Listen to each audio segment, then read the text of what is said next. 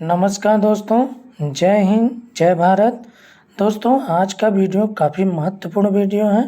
इसमें हम देखेंगे कि भारतीय राष्ट्रीय कांग्रेस का गठन किन परिस्थितियों में किया गया, क्या सोचकर किया गया, इसका उद्देश्य क्या था।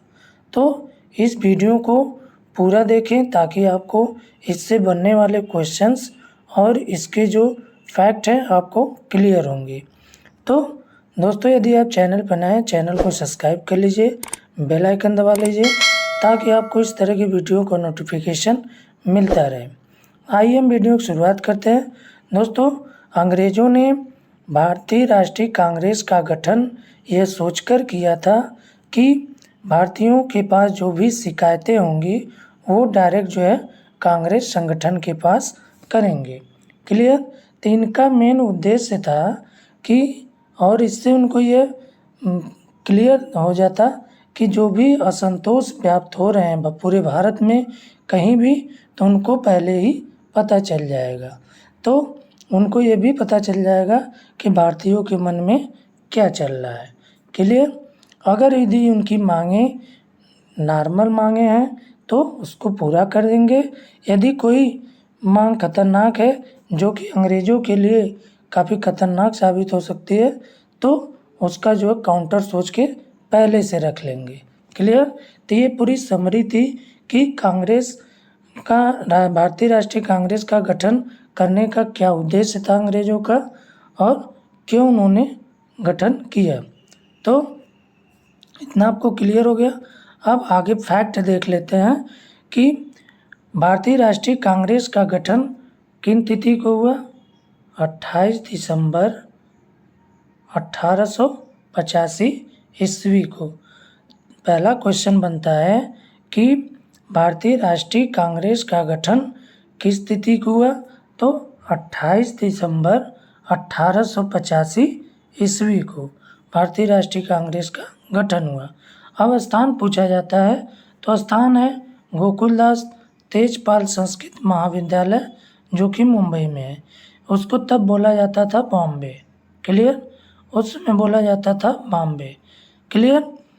तो स्थान कौन सा है? गोकुलदास तेजपाल संस्कृत महाविद्यालय मुंबई, जिसको तब बॉम्बे के नाम से जाना जाता था। तो तिथि क्या है भारतीय राष्ट्रीय कांग्रेस गठन का?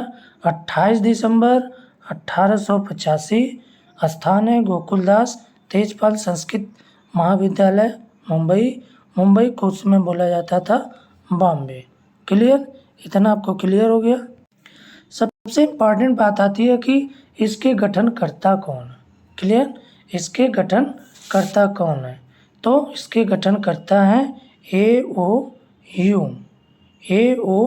ह्यूम इसके गठनकर्ता हैं, जो कि एक सेवानिवृत्त ब्रिटिश ICS अधिकारी थे। एक सेवानिवृत्त ब्रिटिश ICS अधिकारी थे। A.O. ह्यूम जो है एक सेवानिवृत्त ब्रिटिश ICS अधिकारी थे जो कि स्कॉटलैंड से आए हुए थे। इनके बारे में थोड़ा हम देख लेते हैं। आप फोटो देख लेंगे। ये हैं A.O. ह्यूम जो कि कहाँ से आए हुए थे? स्कॉटलैंड से। ब्रिटिश में सेवानिवृत्त ICS अधिकारी थे जो कि क्या किए? भारतीय राष्ट्रीय कांग्रेस के गठनकर्ता कौन है? A.O. ह्यूम। A.O. ह्यूम जो कि ये इनका फोटो है। तो इनका पूरा नाम है Allan Octavian Hume. Allan Octavian Hume. आप एक बार इंग्लिश में देख लीजिए, हिंदी में एलन ऑक्टेवियन ह्यूम इनका पूरा नाम है। क्लियर। ब्रिटिश काल में भारत में सिविल सेवा के अधिकारी एवं राजनीतिक सुधारक थे। वे भारतीय राष्ट्रीय कांग्रेस के संस्थापक थे।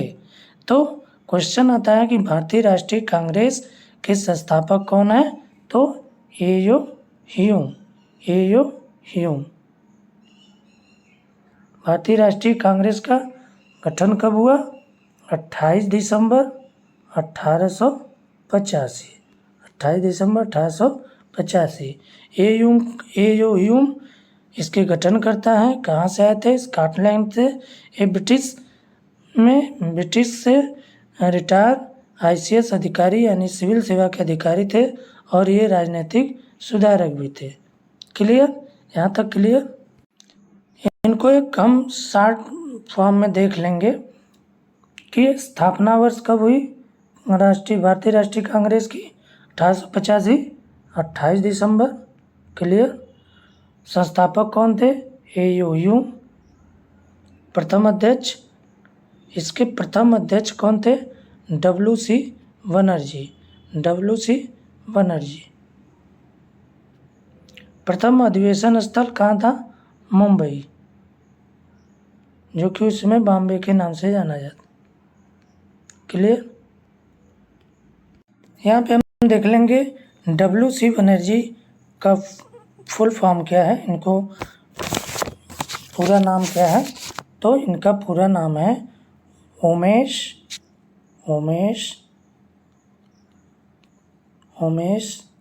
चंद्र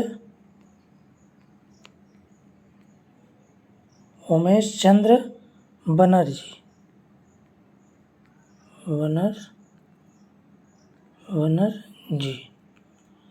तो WC भारतीय राष्ट्रीय कांग्रेस के प्रथम अध्यक्ष थे WC बनर्जी। WC बनर्जी का पूरा नाम है उमेश चंद्र बनर्जी। तो क्वेश्चन भी पूछ लिया जाता है, भारतीय राष्ट्रीय कांग्रेस के प्रथम अध्यक्ष कौन थे? WC बनर्जी। ऐसे दे दिया जाएगा पूरा नाम उमेश चंद्र बनर्जी। क्लियर। आगे चलते हैं। और इसमें प्रथम महिला अध्यक्ष कौन थी? तो श्रीमती एनी बेसेंट, जो कि 1917 में थी।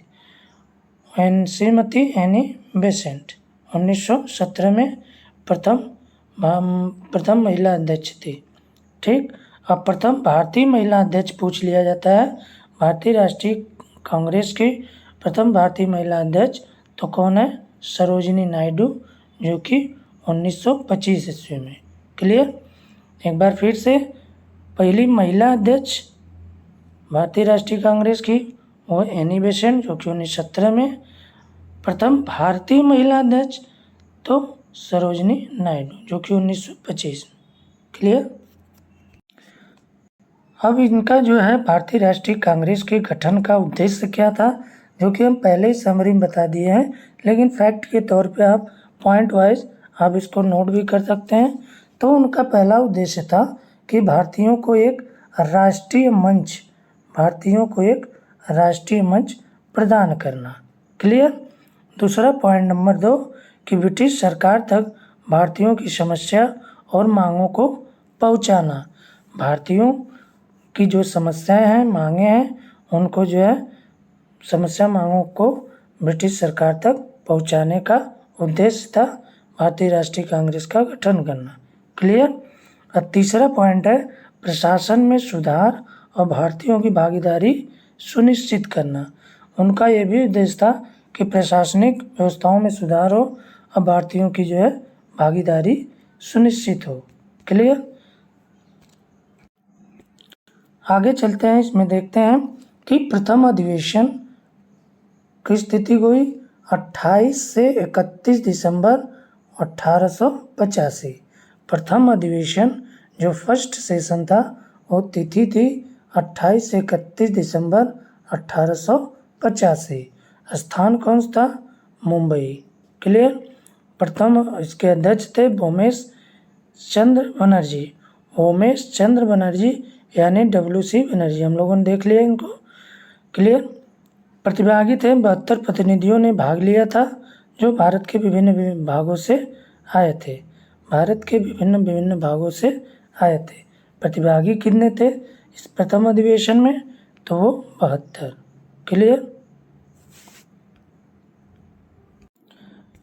इसमें हम ये देखेंगे कि भारतीय राष्ट्रीय कांग्रेस का जो प्रारंभिक लक्ष्य क्या था, गठन करने का जो प्रारंभिक लक्ष्य क्या था, तो राजनीतिक शिक्षण, जनता में राजनीतिक चेतना का विकास करना। क्लियर। पहला था पॉइंट नंबर 1 है कि राजनीतिक शिक्षण मतलब जनता में जो राजनीतिक चेतना का विकास करना। क्लियर। अब ब्रिटिश सरकार के साथ संवाद, भारतीयों के हितों की बात करना, इससे जो है जुड़ा होगा ब्रिटिश सरकार और भारतीय जनता के बीच, वो अपना वाद संवाद कर सकते हैं ब्रिटिश सरकार से। क्लियर।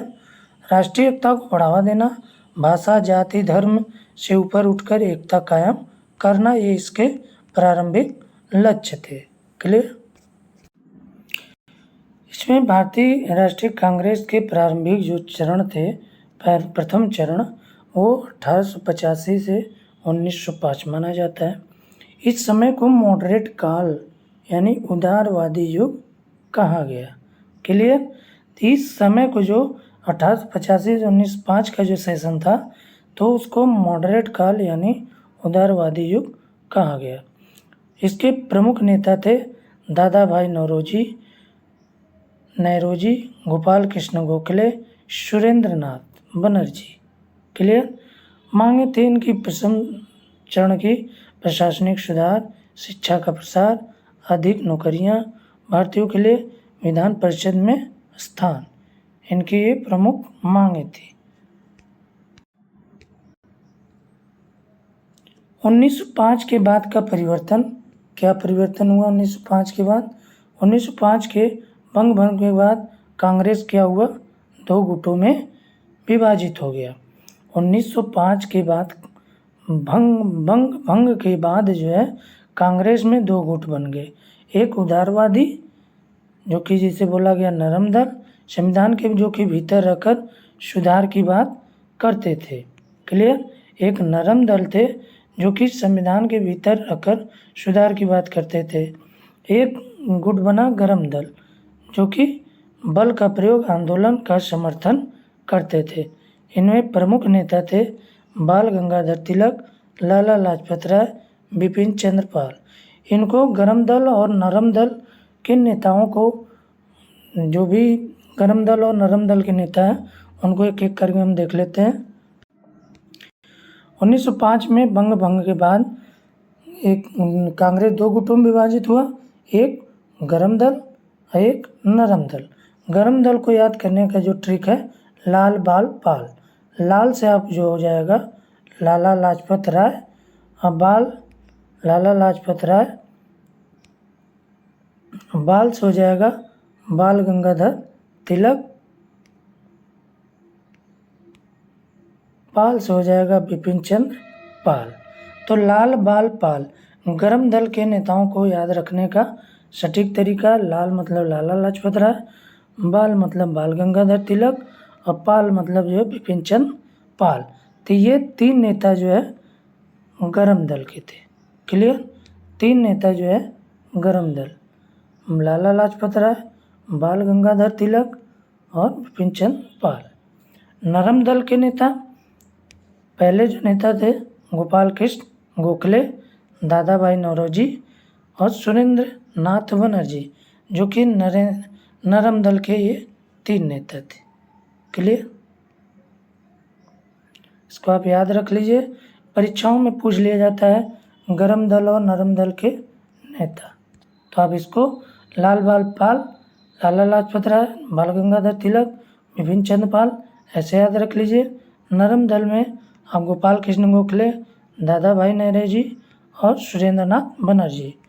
इतना आपको गरम दल और नरम दल नेता क्लियर हो गया होगा। कांग्रेस और स्वतंत्रता संग्राम। भारतीय राष्ट्रीय कांग्रेस ने भारत के स्वतंत्रता आंदोलन में प्रमुख भूमिका निभाई। इसके द्वारा चलाए गए बहुत सारे प्रमुख आंदोलन है ये। नमक सत्याग्रह जो कि 1930 में हुआ, असहयोग आंदोलन 1920 में हुआ, भारत छोड़ो आंदोलन 1942 में। ये तीन प्रमुख आंदोलन हैं जो कि भारतीय राष्ट्रीय कांग्रेस ने स्वतंत्रता आंदोलन में के लिए मुख्य भूमिका अपनाई थी इन आंदोलनों के माध्यम से। क्लियर। तीन आंदोलन को भी हम एक एक करके अलग अलग वीडियो में देखेंगे। तो दोस्तों, ये हमारा वीडियो कैसा लगा? वीडियो यदि आपको पसंद आया हो तो वीडियो को लाइक कर दीजिए, शेयर कर दीजिए दोस्तों में।